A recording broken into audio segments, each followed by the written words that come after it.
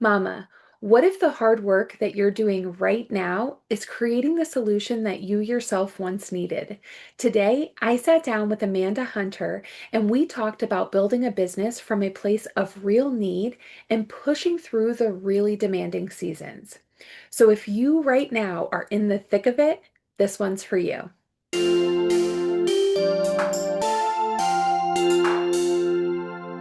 Hey mamas, welcome back to Mamas Building Businesses.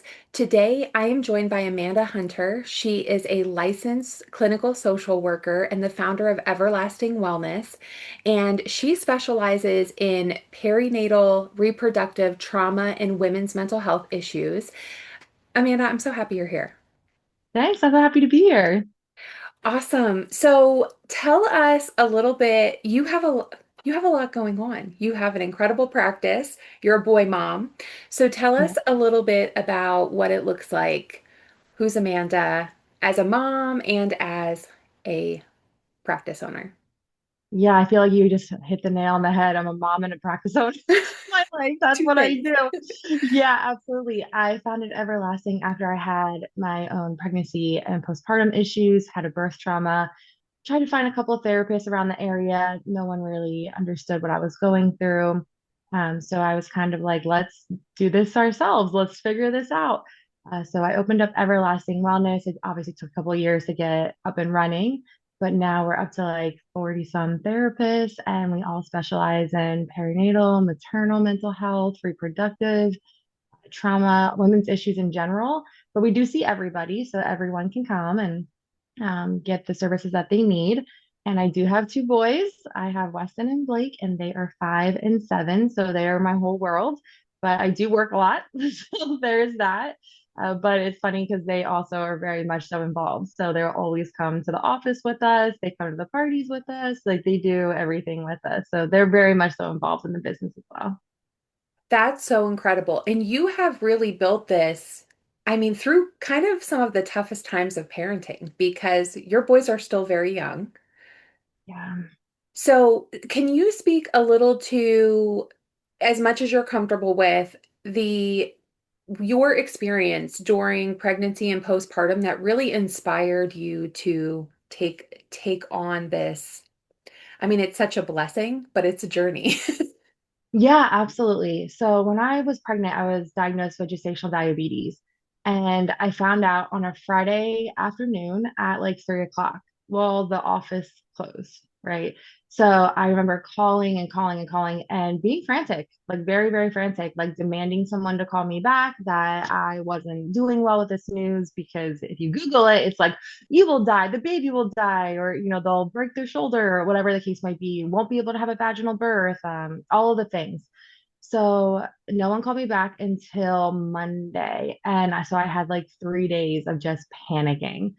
And honestly, I think that's where everything started, because before I felt fine, everything was good and whatnot. And then someone called me back and they were like, we have no idea yet. We don't know what's going to happen. You have to do more blood work, all the things. So then I remember the one time I was sitting, and these how like these are things that stick, right? Because they're core memories that shouldn't be like core memories. But I remember being at with an ultrasound technician, and she's like, "Oh, did anyone tell you your baby's going to be huge? There's no way you're going to be able to give, at birth vaginally." And I was like, "What?" And she walked out of the room. My husband was next to me and was like, "I can't believe she just did that to you." And she's not a doctor, right? Like I mean, I'm sure she knows a little bit. Long story short, I ended up delivering, and he was like 7 pounds, 3 ounces. So he was not big at all. So all of that worrying for nothing. But I did have a traumatic birth. So it wasn't the best birth that someone you would like to go through. Definitely was not heard. I was telling people that I thought that there was something wrong, something going on. And I just kept being told that this is your first delivery. You have no idea, like, all the things. The epidural didn't work. And at one point, I remember the nurse came in and was like, "Honey, you have to stop screaming because you're scaring all the other people laboring." And I was like, "Really?" Well, I've been telling you there's something wrong and no one's listening to me. And overall, I really do well with pain. So I did try to suck it up for a really long time. Even with the epidural not working, they Like, oh no, we'll get it to work. We'll do this, we'll do that, all the things. Blake's heart rate dropped really bad. All the things were like just happening. Everything that could go, like what seemed could go wrong, could go wrong. Now we were very blessed that nothing horrible did happen. But I ended up tearing like everything. I couldn't sit for almost a year. I had to go to pelvic floor therapy for about 2 years. When I got pregnant again with my second son, I had to go right back because everything just like reactivated. Even to this day, you see me move around a lot in my chair. It's because I cannot sit for long periods of time. I'm even sitting cross-legged right now because I can't have too much pressure on certain parts of my body. So it's still something that I have to deal with. But because of all of that, after I had Blake, who's my first son, um, I felt like I was going crazy. I started developing perinatal OCD, which is a little bit more of intrusive thoughts versus like, oh, you have to, flip the switch, 3 times or something like that. It wasn't to that extent. It was more of like intrusive thoughts. Like I could see him falling down the steps. It's not that I wanted to drop him down the steps or anything like that, but I wouldn't wear socks walking down the steps because I was so afraid that I would slip and fall, or I would sit on my butt and go down the steps that way. Wouldn't give him a bath because I was so afraid of him drowning. Again, not that I wanted to drown him, but I was afraid of him, drowning. So OCD is very different than psychosis in that part where OCD will do everything humanly possible to make sure those things don't happen, versus psychosis is a different story. So Blake was definitely a challenge for me. I physically, mentally could not go back to work. I tried to go back to work after 3 months for one day and just fell apart. So we just maxed out all of our credit cards. We took out loans. We did all the things that you should not do. And we did because we didn't have any money. So then after 6 months, my husband was like, you absolutely have to go back to work. So I found a position that was literally 2 minutes down from my house. I loved that job. It was an amazing job. And I couldn't do it. Like mentally, I still just was not there. So I started trying to go to therapy. At this point, my family was telling me I'm like crazy. Amanda, your anxiety is way too high, etc. I tried everything, but my anxiety wouldn't allow me to take medication. And I couldn't find a therapist that actually knew what I was talking about. I would get the, oh, you're a new mom, like, even with my doctors. And I knew there was just something else going on. So I ended up finding out about Postpartum Support International, and they were actually just coming out with a certification, which is like you're certified in perinatal mental health. So I was the first one in Berks County. I went through it, I got it, I took the test, did all the things. And I talked to my husband again and was like, I'm so sorry, but I can't do this. Like I literally can't work full time. Like I don't know what to do. I miss Blake too much. I'm crying at work all the time, etc. And he is super supportive. It was like, Amanda, you gotta do something. So luckily we knew a friend who owned another business who was able to kind of help me out a little bit. And I could work a little bit there. And I transferred to the hospital. And again, really liked that job.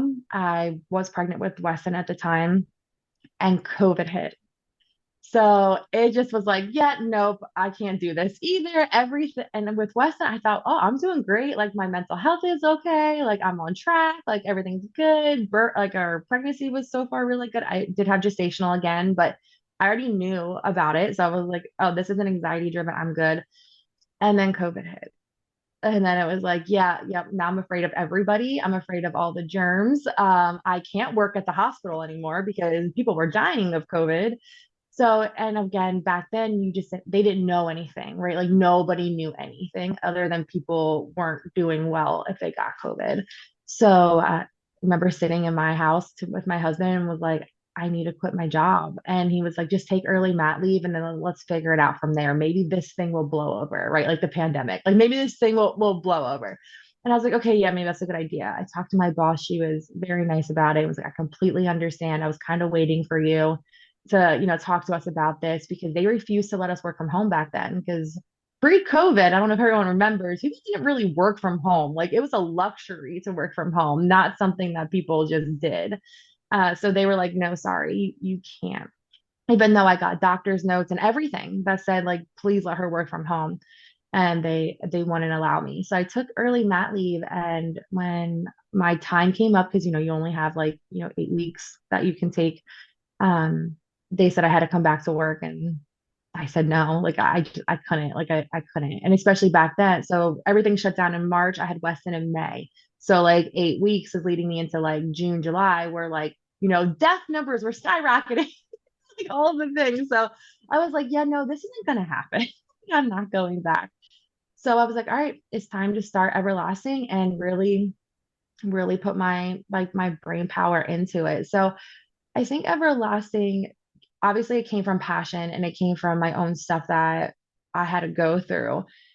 And then it also came from being desperate. Like, I need this to work. There is no option. There is no muscle in my body that will let me fail because I have two kids and a husband that needs me right now. I am the breadwinner of my family, and I always have been. So, me not working was not okay. That was not an option for our family.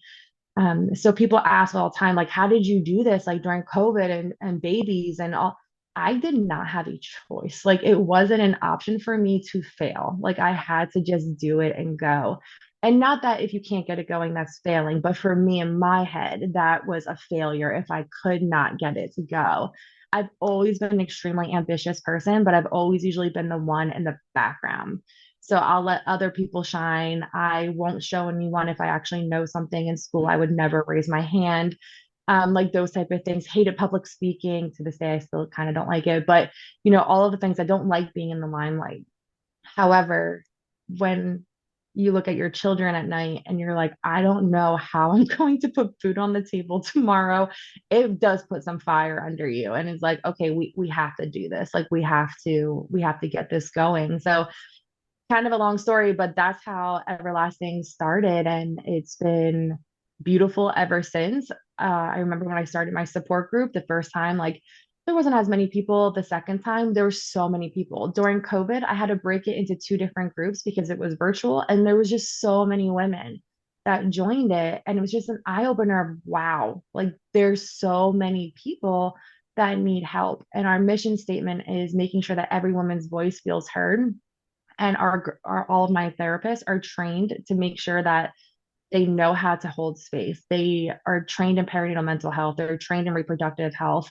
So they can sit there and hear you and not have to ask you, what does that mean? What does that look like? That is the worst when I was going through my stuff and the therapist was like, oh, I don't know what that is. Can you explain that to me? And again, not that every therapist has to know everything, but when you say you specialize in something, you should probably know the verbiage in that specialty. So I make sure that all of the girls are aware of that, and to make sure that when you sit with them, when you leave, obviously the first session is an intake because we have insurance, so it takes a little bit, but the second, third session, you should really leave there feeling like, wow, I felt so heard. I love my therapist. And that is what I strive for in the community, to make sure that people know that Everlasting is here for you. We want to make sure that your voice is heard, and we get it. A lot of us are moms. There's some people who are not yet or planning, or people going through reproductive issues that they're unable to, or we have some people that cannot ever have kids. And it's actually kind of like ironic when people interview with us and they tell us a little bit about their story and like why they're drawn to Everlasting. And sometimes it's wonderful stories, and then sometimes it's not so wonderful stories, right? And they're like, I don't really want to tell clients about that. I don't want to advertise that I had 7 losses. I don't want to advertise that it took me, 14 years to get pregnant or whatever the case might be. Um, and then they start working here, and then that is like their bread and butter, right? Because now they're like, I want to talk about this all the time. I want to advocate for women. I want to go to doctor's offices and speak about this and, all of the things. So that is like what fuels me to keep going. So it is hard with 2 kids, without a doubt. I am not going to pretend that it is not. It is extremely challenging. I cry often. I miss a lot of things. I have to sacrifice a lot of things. And there are times where I'm sitting in this room and I can hear my kids crying that they want mommy, and I can't go there. It is heartbreaking. I'm not ever going to pretend that these things are easy. And Shonda says something about, if you see me succeeding in one thing, I'm failing in another, or something like that. And when I heard that, I was like, yes, thank you so much for normalizing this and to make it clear. Because I think so many people are like, you're so lucky. you're so lucky to have this business. You're so lucky to like grow your business. And that is not luck. Like that was hard work. That was sacrificing so many things. That was starting from the bottom and trying so hard to get to where I am now. It's really trying to find a wonderful team. It's having a husband that can support me, as in like helping take care of the kids. Like now he is like I mean, he always has been, but he's like the best dad in the whole entire world with those children. It's missing a lot of school events. It's missing a lot of practices, games, those type of things. And when my kids grow up, I know that they will never, ever, ever be able to say that my mom wasn't like successful or didn't teach me like how to be successful or all of the things. So definitely trying to learn and relearn different things. I am not perfect by any means. Again, this is not easy. And I'm trying so hard to make sure that my kids are able to do things that I wasn't able to do, or being able for them to look up and be like, wow, women can succeed just as maybe not as fast, but as, as successful as men can. And even in this time of world and all the things, there is some issues that are still there. It is harder for me to get in places. It's also harder for me to make connections with people. And I just hope that Everlasting also has like that stamp here in Berks County is where we're at in Montgomery County of we never look at you as competitor. We want a village, we want a community, and we want to build up everybody. Yes, women's voices, but we want to build up everybody. So yeah, that's kind of like everything. You can always stop me because I will keep talking. No, you're good. I think so. It's funny that when somebody can talk like that for about what they're doing and what they're creating, I think it's important, especially here, like to hold space for that because you are so incredibly passionate about what you're building.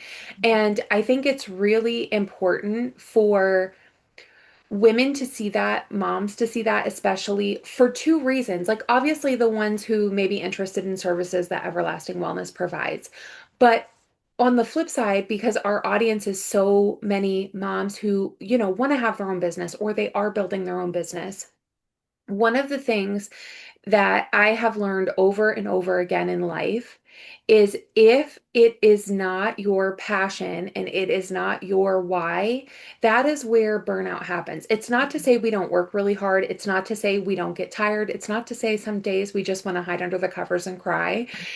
But that is the driving force. And me personally, I have been somebody who has focus so many times in life on like, okay, what can make me the most money the quickest? Or where is the bigger paycheck? And that's because for me, I was a very young mom and I was just so determined not to be a statistic that I thought money would fix everything. But it is not sustainable to have a business where you're like the primary, every business has to be profitable. Let's just put Yeah, that out there. yeah, But, absolutely. but But to build a business, it's not sustainable if that is your only focus. If there is no passion or why or drive behind the premise and the impact that you're making. And what is so incredible about you and your business is there isn't a lot of space, I don't think. I mean, I don't have recent experience, right? My kids are older, so they're 16 and 22. But I know, especially back then, there was not really that safe space going through those things. And, there's probably moms that have a million stories. And like I have kind of some traumatic stories about my Yeah. birthing. And it's not to say like that the medical professionals are bad or it's not to Mhm. shame those people. It is just that a lot of times if you haven't gone through something, you don't really understand the emotions that are involved, right? Just from like a Absolutely. chemical scientific background, the hormones and everything that's happening in our bodies, but it's also literally the most vulnerable time in our lives. Like period. And especially for first time moms, And it's funny because I do have two kids, but they were 6 years apart. And I kind of felt like both of them were a first time mom experience for so many reasons, like the time apart, but also because I was so young with my daughter. I was only 17. I felt like there was so much anxiety and shame just around that, like my age, that in my second pregnancy, I felt like I was able to slow down and enjoy things or experience things differently. But it's very terrifying because you're also at a place, I mean, we're all moms here, you're at a place where you're like, oh my gosh, I'm responsible for another human life. And Yes. so it's like pressure from responsibility. It's excitement for something new. It's all of the crazy things that are happening in our body. It is like the vulnerable. So what you're doing is incredible. And I love to hear you go on and talk about it like that because you are so passionate about it. And you said so many amazing things that I want to touch on, but I'll try to keep it pointed. Is, you are at a place where you have been building. Like since you had your boys, pretty much. I mean, you've been building. You went through like kind of a figure it out stage and then a true building stage. And you have grown very, very quickly. And that speaks volumes of who you are as a woman and a leader. I also am a firm believer that balance looks different in different phases of life. I think when people hear balance or like I'm a mom and I'm a business owner, they're like, oh, 50% goes Yeah. here and 50% Hmm. goes here. Well, when you're in that building phase, sometimes it's 80-20. There will Hmm. probably be a point when your boys are like middle school, junior high age, where you are able to step back a little bit from the practice. And then it might be, 70-30 in the other direction, where your boys get 70% of your time. And I do think that there is such a need for us to show our children that it is possible to chase your dreams and have big vision because the world doesn't show us that. Exactly. So it literally it's making me a little emotional talking about it because I just said last night I was on live.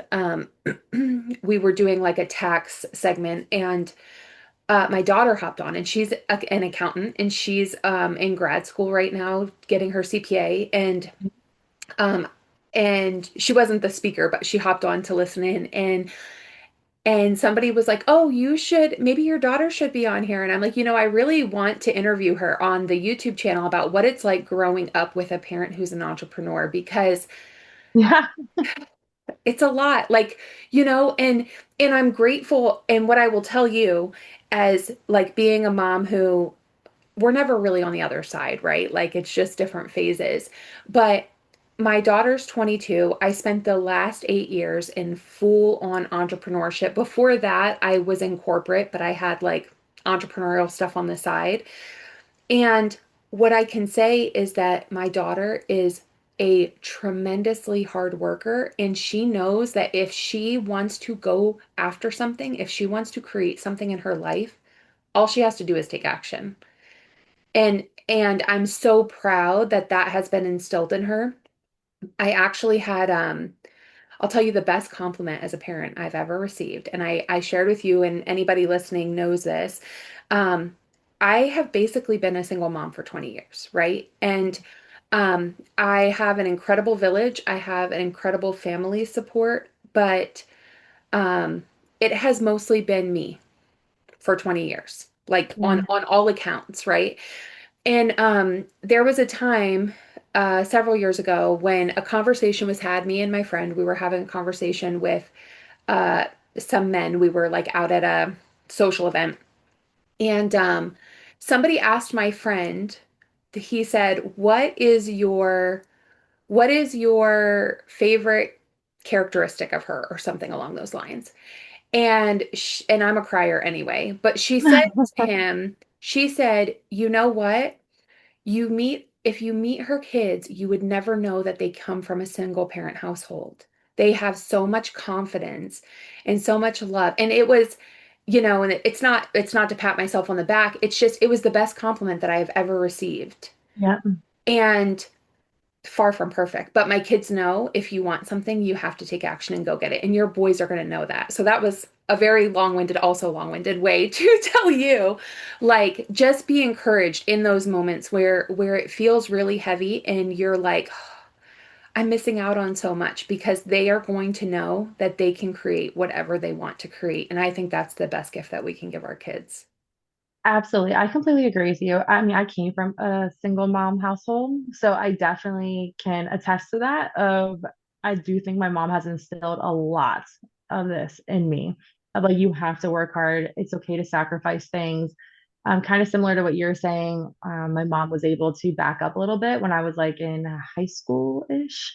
And yeah, like grade school, all of the things she missed out on a lot there. And high school, she was a little bit more present. Now she's very present in my kid's life. So maybe not so much all of mine, but in my kid's life, she's very present. So yeah, absolutely. I completely agree with you. And I do think, I'm on TikTok. We're all on socials, right?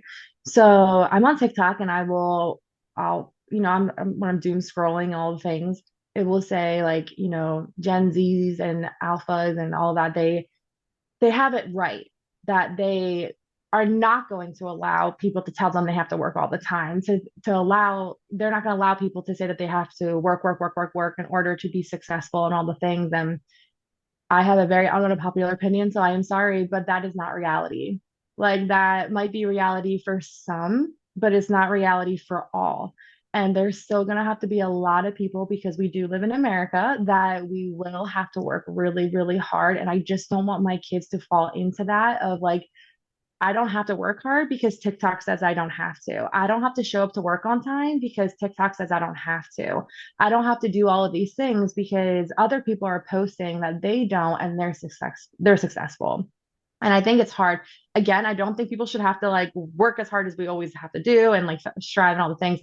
But there has to be like this middle ground. It can't be like our generations, like working so hard, climbing the ladders, doing all the things, and then all of a sudden nothing.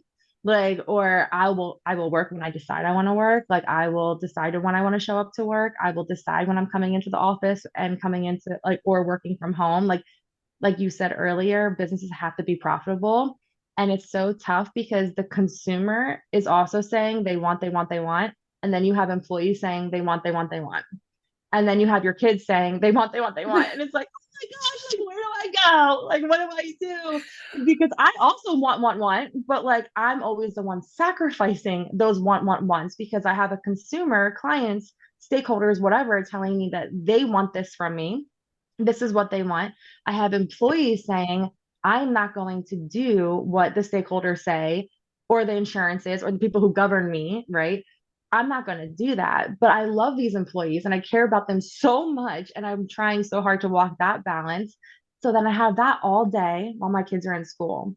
Then they come home and now they're saying, I want. When I just had to empty my bucket all day, constantly trying to juggle to figure out how to make everybody happy and make all this work.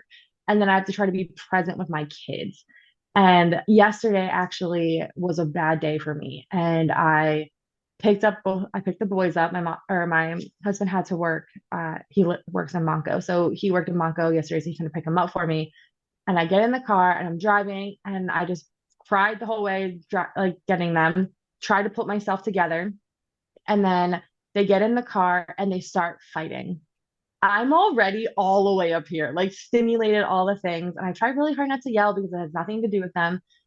So I just turned around and I was like, Weston, I need you to stop. I just need you to just sit there today in the car and just be quiet. Like I can't do this today. And Blake is my sensitive one. And he's like, Mommy, what's wrong? And I was like, honey, there's nothing that you guys did. I promise you, it's nothing to do with you two. I was like, I'm glad that you guys are having fun in the back. I was like, but mommy just had a really rough day. So I think those days are what's really hard, but I try really hard to show my kids that it's okay. Like it's okay to work really hard and have really bad days as long as you talk about it and like let it know. And like I don't want to turn around and be like, shut up, stop screaming, like da da da da. Now, have I done that? Absolutely. Like there's no shame in that either. But I want to try to beat it where I'm like, I already knew I was upset, so I cried the way there. I had to get it out somehow. And then I try to talk to them about it when I'm there. Now, my kids are young. So I said all that, and then Weston's kicking my seat 3 minutes later, you know? Yeah. So like it's just like, okay, okay. And then it is like kind of like that check where it's like, Amanda, you're mom mode right now. You're not business mode. And it's so hard, but you have to figure it out. I'm going to kind of make fun of myself here maybe a little bit, but I'm obsessed with Taylor Swift. Like I love Taylor Swift and not necessarily all of her music. I do like her music, but like it took me a second to get there.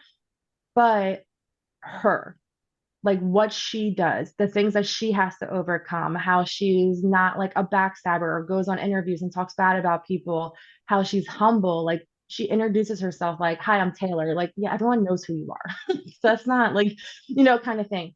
But my point of saying all that is I just watched her like documentary, like the first two episodes that were out on Disney, and she goes to talk to the victims of something that happened in a different country. And she does it before her show. And she talks about, like, she's hysterically crying, right? So she meets with these people and then she goes over and she's like hysterically crying, but she has to do a show in front of like thousands and thousands and thousands of people for 3 hours, right? And has to pretend that everything is fine. And I think that's something that moms in business, that's what we have to do all the time because we also can't show emotion because if we show emotion, we're too emotional. And as much as like we are trying so hard to fight that of like women can be leaders, we can be moms and we can still have our periods and all of the things and we can still be successful. We especially our generation, we do still have that on us of like you have to make sure that you're not too emotional. You have to still be direct, but not, female dog kind of thing. I don't know if I'm allowed to swear on here, so I was like, but like, it's, we have to juggle this constantly, and it's always in our mind of like being the best mom, but the best business owner, the best person, the best daughter. Like we wear so many hats, but unlike other people, I think women in business and moms in business, we are expected to be 100% all the time. And then when we fail, or like not fail, but like when we feel like we're failing, then they say, you don't have to be perfect. It's okay if you're not perfect. Okay, but when I'm not perfect, It's a problem. 90%, yes, 90% of people are like, you're not doing well. Like there's something going on. Well, and of course, I don't mean to laugh at the fact that you were crying yesterday, but I couldn't help but smile at it because I have been, I have been there so many times. Yeah, And yeah. like, I don't know if you do this because I am a crier. It's kind of funny. Like there's weird things that I'm sensitive about, but when it comes to my kids, I'm a crier. If I'm like mad or stressed out, I'm not really a crier, so it's hit or miss. Um, but those moments and in the midst of it you feel like you are so like overloaded, you just don't Yeah. know what to do, and then later you look back and you're like, I was kind of being dramatic. Like you feel that way and it's not that in the moment, and Yes. it is important to like validate that it's okay to have those moments. I actually was talking to a young mom recently, and she was saying about how her baby cries and her baby doesn't like her, and like because Oh, she's overtired, right? The baby's yeah. colicky. And I said, lay him down, let him cry, go in the bathroom, cry yourself all alone without the baby. He's going to be fine. Like let him Mhm. cry for a few minutes. And sometimes moms really need to take that time for themselves. um, the other thing is, and I'm interested to know where you're at with this currently, is how do you fill your cup? Because you juggle a lot. And, I think that we also live in a wave of like self-care, soft girl life. And listen, I'm all for it. If that's your life, I'm all for it. However, self-care does not always look like taking a day off work to go to the spa. Sometimes it is like, let me get a cup of coffee and sit in the car with the radio blaring for five Yeah. extra minutes before I walk in the house, right? So, because especially for moms, we are nurturers and we give, like you said, 100%. We try to give 100% in every aspect. And, you do have an amazing supportive husband, and it's like you also have to fit in time to nurture your marriage, right? So, um, but I think as moms, we have a lot of this like Well, I don't have time for that because mom guilt, right? But Yes. one of the things that I'm really adamant about, and I have not always been good at it. I'm still not always good at it, but from from an ideology perspective, I'm adamant about Yeah. it. And I'm always getting better, is that if you are constantly pouring from an empty cup, even though you want to be present for the people you love the most, and that can be your husband and your boys, but it's also the people who work for you. Like you have a lot of Yeah. people that depend on you in your practice, right? You have clients, but you have an incredible team also that's looking to you for support and leadership. Mhm. Um, if we are pouring from an empty cup, while physically we may be present for the people we love, we really are not able to be effective if we aren't refilling our cup at some point. So, what does that look like for you right now? Because you are like in the thick of the thick of the thick. I think I'm on the same boat as you, where it's really easy to tell people to do that and really hard to actually do it. But I do try to break it down a little bit. So kind of like what you were saying, like coffee cup in the car. I ever hear the saying like go touch grass. Hmm. And I think that is so accurate. Like if I can get out of this room, so like yesterday, for example, I was in this room from 7:30 until 3:15 to go get the kids. Had to take them to an orthodontist appointment. I came right back here. I got here about 4:30 maybe. And then from 4:30 until almost 9 o'clock, I was back in this chair. That is not okay, like by any means, because I did not do anything for myself. I didn't eat, I didn't drink, I did nothing. So like it was like, okay, this is not okay. So right now it's a little cold. There's snow on the ground. But during the summer, we just put like a new deck on our house, and I had my husband put a gravity chair. You know what I'm talking about, like the ones that lay Yeah. back. Okay, so we live on a hill, so we can't really use like any of our property, which is like super unfortunate. But that's why we put a new deck on to make it a little bit bigger, so we can be out there. But because we live on a hill, beautiful view of a farm right underneath us. So what I've been trying to do, especially during the summer when it's nice out, is to sit in the gravity chair, lean it back, and just feel the sun hitting me and looking at the farm. Because the farm is also a very different lifestyle than what I'm living, right? So like it's a slower lifestyle. And there are neighbors and they're phenomenal and I love them. And it's just a different lifestyle, right? So it's nice to sit there and just be like, oh, look at the cows grazing or like, whatever the case may be. And that is extremely helpful. So that is definitely something that I do. But honestly, my friends and a lot of my friends come from Everlasting, which I know a lot of people are like, you shouldn't be friends with your employees, all of the things. I do not agree with that at all. I think that is horrible advice. I think that is something from the corporate world that I do would love to like smash. Because if you do have some emotional intelligence, if you are mature, you can separate work and your friendship. Um, One of my really good friends is higher up in the company, actually everyone really close to me is like my really good friend at this point.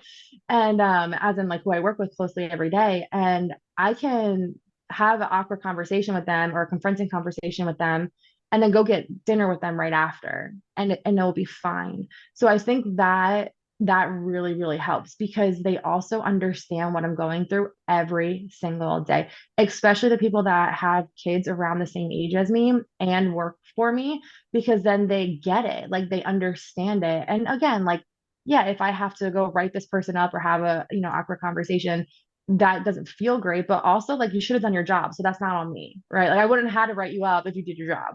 So there's that, but that they fill my bucket in that way too. And I hope I'm able to reciprocate that for them too. And again, like when we're out to dinner, it's not about work. It's about like our friendship and what that looks like. And I understand people's like, oh, there's power dynamics in there and all the things. But again, I'm actually a very like submissive person. So if anything, they probably have more power over me in those conversations. But yeah, that definitely does help a lot. And I recently found cruising and I love going on cruises. So I try to schedule a cruise. Like I always have a cruise scheduled so that I have in the back of my head that I have to work so hard in order to afford that cruise so that I can have a couple days or we're actually going on a week one in March, which I'm like so excited for because I haven't done that before. So like I'm really excited for it. And for anyone that knows, I am not a cruise travel agent by any means, but cruising is a hell of a lot cheaper than going to the beach or anything like that. So highly recommend it if you're not afraid of going on a boat. But anyway, my point is that that is amazing. No internet, no service, no nothing. You are completely disconnected from the world. So yes, you get internet here and there. There's spotty places, and then I have to hurry up and catch up on, Slack and make sure the business is okay, or check my voicemails or whatever, whatever it is. But I do that in the room. I try really hard not to do that out where I'm at so that I can literally keep my phone there, or I can put it back on airplane mode and just use it as a camera. And that's all my phone is for the rest of the week or whatever that looks like. But things like that have actually really, really helped me. I go to therapy every Tuesday. So I have an hour to myself every Tuesday that I can cry, complain, whatever I need to do. And she takes all of it and reframes it and, makes it beautiful for me. But yeah, those are the things that I think, at least right now, that are working for me. So, what I took most out of everything that you said right there is the fact that number one, we are allowed to break the mold. These are our businesses, so we can create the culture, the relationships, the dynamics that we want to create. If you want to be friends with people in your practice, that's okay. Um, the second part of that is, and this is something that I'm really, really big on because I was terrible at it for a long time. And when I started working on it, it changed my entire life, which is when you were talking about having those relationships where you have like these business and personal relationships with the same people. Number one, you're absolutely right. It's a lot of emotional intelligence, right? And just maturity and business acumen. But it is important to note as we are mamas and business owners, number one, to set up your business and your culture in a way that when you have a staff of 40 therapists, it works, right? I talked about that a little bit last night with somebody. Um, like, I think people get in this mode of like, oh, I'm a solopreneur, it's just me. Well, it's not always going to be a tiny business. And if you are a visionary, like that's just not going to happen. So you do have to Mhm. plan for the long haul. And with that being said, the ultimate point I'm trying to make with that is that we have to teach people how our relationships are. We have to set the precedent. Like you said that you're submissive, but I'm quite sure your culture is that work is work and personal time is personal time, and you have set that precedent. So as new people come in, they understand that dynamic. And so those relationships, it only gets muddied when there aren't clear distinctions.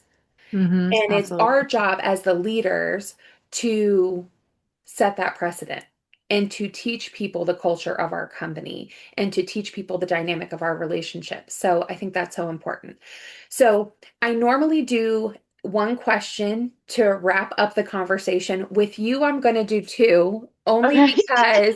only because day in and day out, you work with moms. So I want to ask a question on the business side, but I want to ask a question in regards to the mamas Okay. who are in that vulnerable place where you guys provide support.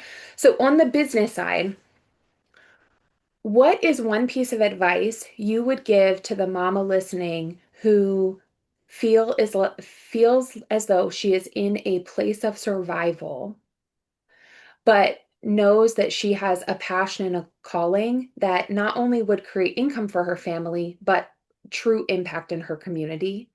What is the piece of advice you would give her if she's hesitating? If you feel like you're in survival mode, that means you have the strength to survive. So I think that's really important for women to hear, for moms to hear.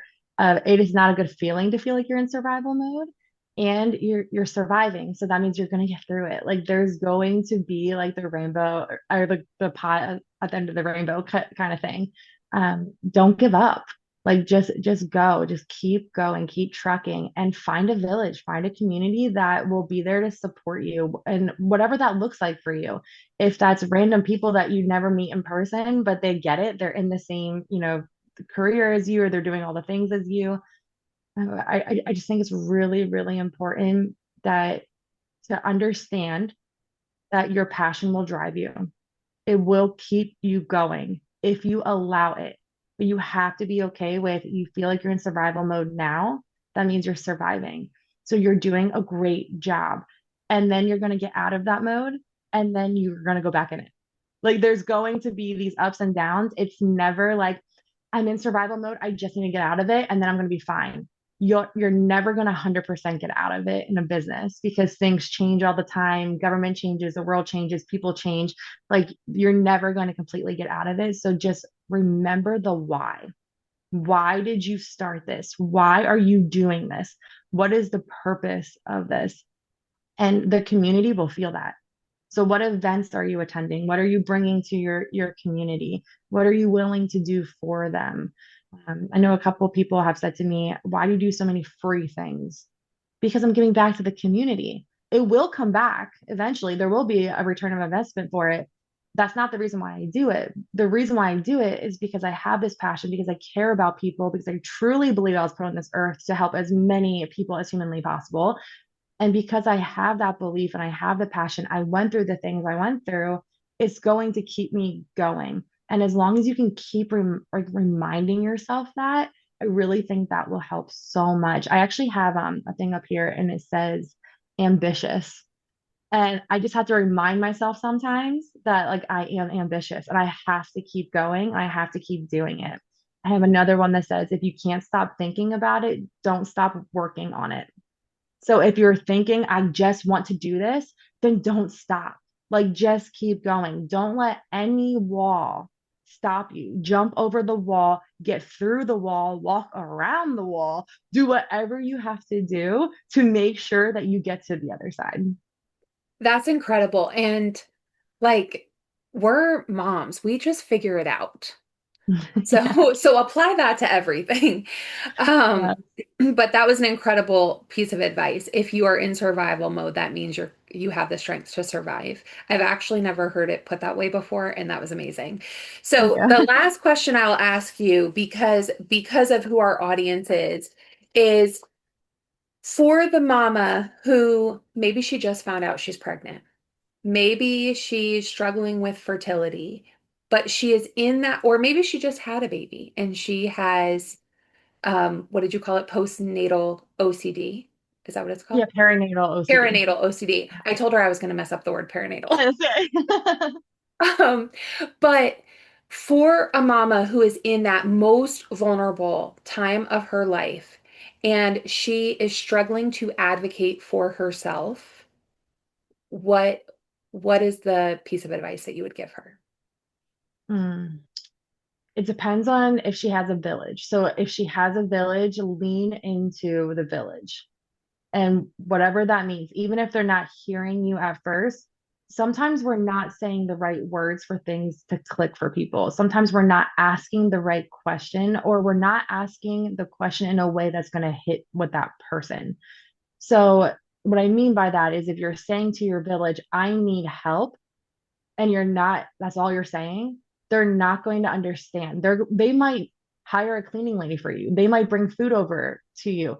That might not be what you need. Maybe what you need is them to take the crying baby away from you for a little bit, just a little bit, right? Because we're great moms. We love our children. We want our kids there. But also, like, I might need a break type thing without asking you to take my kids. Like, just surprise me and come pick up my kids one day, like, please. Hint, hint, whoever's listening, like, it's a wonderful feeling to have that second and to be like, you saw me. Like, my village saw me, but they are not mind readers. So you need to tell them what you need. So when new moms in therapy, when they say like everyone keeps asking me what I need, I don't know what I need. So if I get them when they're pregnant, I get to work with all of this before it even happens. But normally people come to therapy when something happens, right? Not before it happens, right? So if I get them beforehand, I will tell them, I need you to write like a manual of everything you can think of that you want someone to do for you when you are postpartum and what that looks like for you. Well, how do I know? I can give you suggestions. You can read books, look, whatever the case might be. If they already have a baby, I will tell them and their significant other partner, whoever they trust, whoever's with them at that time, friend, whatever, to write down everything that they physically and emotionally cannot do right now. Everything. So do the dishes, clean the breast pump, clean the house, do the laundry, take the dog out for a walk, right? Dog animals get neglected usually during, the postpartum phase. Anything that they can think of. And again, this is a lot easier when you're pregnant because then we can like go through that already and you have a clear mind to be able to do it. It's postpartum, you're in survival mode, and sometimes it feels very small. But put it on your refrigerator. So when someone says, "Can I hold the baby?" Yeah, as soon as you do one of those things on that list, right? Like, yeah, that might feel a little weird saying at first, but how good is that going to feel? Because everyone says when you have baby, "I can't wait to come over. I can't wait to help you." What's the first thing they do? They take the baby, sit their ass on the couch, and they don't move the whole entire time that they're there, right? And then you're like, I'm bleeding or I'm breastfeeding, and I'm trying to move around, I'm trying to do all the things, and then they're trying to like talk to you. Like, how are you feeling as you're over the kitchen crying, doing the dishes while you're bleeding, right? So it's like, no, well, have them do the dishes for you before they hold baby so that you can lay there and actually have a conversation to build, like to fill your bucket a little bit too. Hopefully, they're people that you enjoy. But again, I think communication is so important. Whoever your one person in your life, and again, it doesn't have to be your significant other, it doesn't have to be mom, whoever it is that you can just full-heartedly trust, open up the door and lean into it. I think that's my biggest advice. You don't need seven people, you don't even need three people in your life that you call a village. You need one. You need one person that no matter what will have your back no matter what. And I think that's really, really important. Just reminding that people are not mind readers. They cannot read your mind as much as you want them to. Saying they should know me by now is a blanket statement. It doesn't mean anything, right? It's a blank statement. Like they might have known you for 30 years, but you're in a new phase of life, whether you just had a loss, you can't get pregnant, you just found that out. You're going through IVF and no one in your life has ever gone through that. I think it's also really important to find people that are in like similar waves of life that you're in. And sometimes friendships ebb and flow. They might still be your best friend, but right now, what they can give you is not what you need. And it's okay to find somebody else that can. And maybe that relationship is now growing, and now you have two best friends, right? So I just think it's really important to advocate for what you need and don't just expect. I couldn't agree with you more. And I just think that's across the board in life. If you don't ask the right questions, you'll never find out the answers. So, Amanda, thank you so much for your time Thank today. you. You are incredible. Thank And you. for all the mamas listening, if you would like to connect with Amanda and see what she's doing more over at Everlasting Wellness, all of the links will be in the description. And if you're enjoying these conversations, please like and subscribe, and we will see you soon.